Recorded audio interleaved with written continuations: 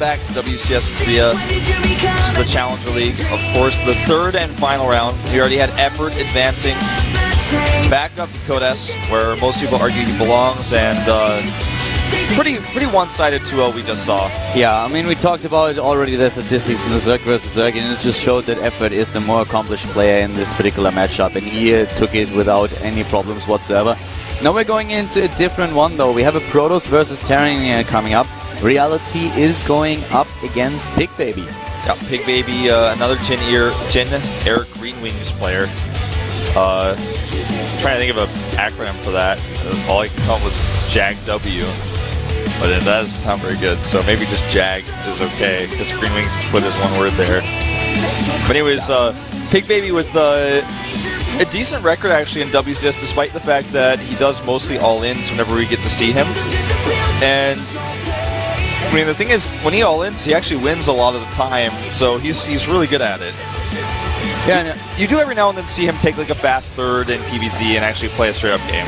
I'm personally really interested to see how Reality is going to do. Reality is a player that we've seen, especially when the Casper player started to go into Starcraft 2. And it was actually quite entertaining to see his matches, but so far he fell a little bit short. But he has the chance to go back to the Premier League. The same is, of course, true for Pigbaby. Both of them ended third in their group in the last season. Now let's see what they can do here at the third round of the Challenger League. Brought to you by Colin Wall. This Pigbaby! Whoa! We have the proxy play by the player to the top left of the map, Akelon Wastes, for Jin Air Green Wings. Jin Air Green Wings Pigbaby. Pigbaby staying true to his style. Yeah, I mean, it doesn't get much more Pigbaby than this in this matchup, of all things. Yeah, but Terran to the bottom right, of course, knows about the style of his opponent, and that's why he sends out a scout immediately. Starting to the bottom right, we have... He's actually going for a proxy as well! Samsung Galaxy Reality. You know, at the beginning I actually thought he would just scout because he expects that there might be a proxy, but we actually have an 11-11 against the proxy gateway here. This is gonna be a ridiculously game. Alright, so consider... Okay, let's talk about the basics here. Terran buildings can fly. And well put, well put. I have a feeling this may come into play in this game.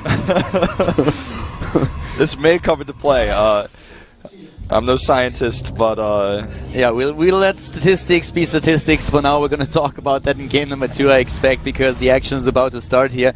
We have a single proxy gateway currently for Pigbaby, gas taking in the main base, and Reality with the double barracks here is just trying to give the Protoss player a taste of his own medicine. The proxy cybernetic score that we see is probably not going to do too much. The Zealot, on the other hand, is going to be the unit that arrives in the opponent's main base first. Yeah, the Marines are going to wait a little bit. So the probes, sorry, the SUVs, will have to either fight or run. If a bunker finishes, I think the game will also finish along with it. And since neither player knows what's up, the Mothership Core could be the key savior here for Pigbaby, but he doesn't know. And seeing this SCV alone is not going to tell him. So right now he's like, oh, okay, yeah, well, we're both cheesing each other, so I'm going to start a bunker, and here come the SCVs, but the Zealot comes down as well. And this is when things get crazy. He has to stop the bunker from going up. The bunker finishes. I don't think, actually, that Pigbaby can win this game because Terran buildings can fly, like I said. Yeah, and we will see that Command Center go and fly and take a little bit of a tour very, very soon. For now, the probes are already being attacked by 2 of the Marines, those Zealots being built. But as you already said, the bunker is about to finish those probes, not doing anything about it. And I do not think that anything... Well, this is really weird. He's just going to fly the Command Center to the top left. He's going to sit it down right next to the bunker, and then it's game. Yeah, I mean, what else could happen? The Mothership Core is finished here. He needs to save it. I mean, he's not going to have enough energy to do a photon overcharge before the Nexus dies, I think. I mean, there's too much DPS here with the SCVs and the Marines. The other SCVs should be attacking the Nexus. There is basically nothing else to do but fly the Command Center to the top left, take down the Nexus, put the Command Center down right next to the bunker, and wait for your opponent to type GG. I think he's going to type GG before that. He even moves the CC down to the other expansion because the Zealots went back. The Zealots and the Stalker's not going to be able to break through. He doesn't even go for it. He puts the Command Center down at the mineral line to the bottom right and harvests a little bit longer with only 2 Stalkers actually in the game.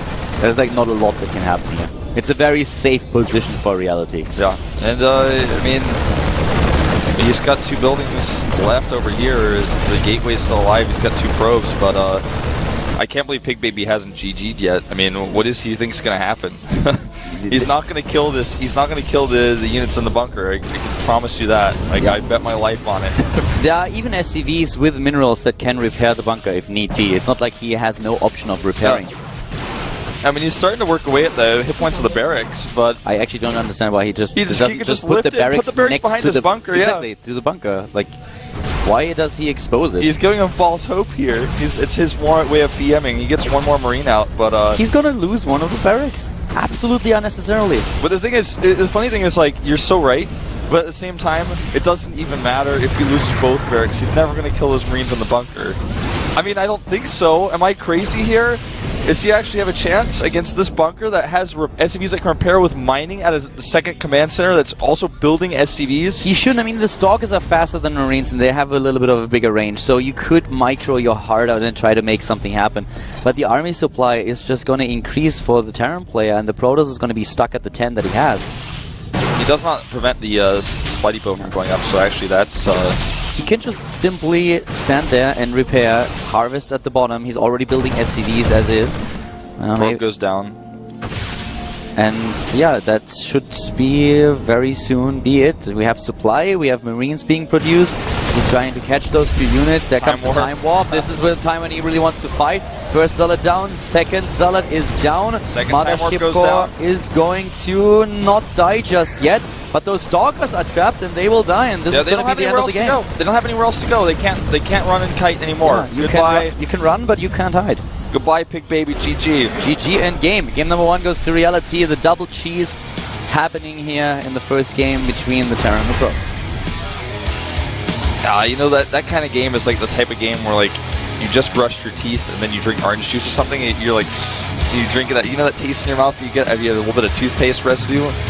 That's kind of how I feel about the games like that. It's definitely just one of those games where if he had gone for a normal build, maybe Pigbaby's build would have been good against it, but it's just bad luck for him. And in reality, sitting there going, well, okay, well, you're Pigbaby, so it's all good. That was a weird game, but like I said from the very beginning, Terran buildings can fly, and so that's pretty good. Pigbaby was just hoping for reality to really mess up, make a wrong click, making like a right click somewhere, and yeah.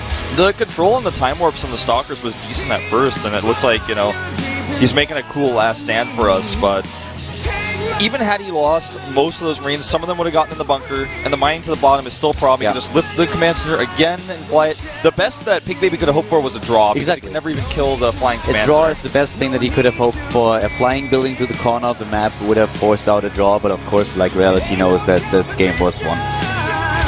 Polar Night is our second map, and I hope that we get to see a bit of a different strategy from Pigbaby here. We actually saw both Gen Air Green Wings players going for all-ins 3 games in a row now.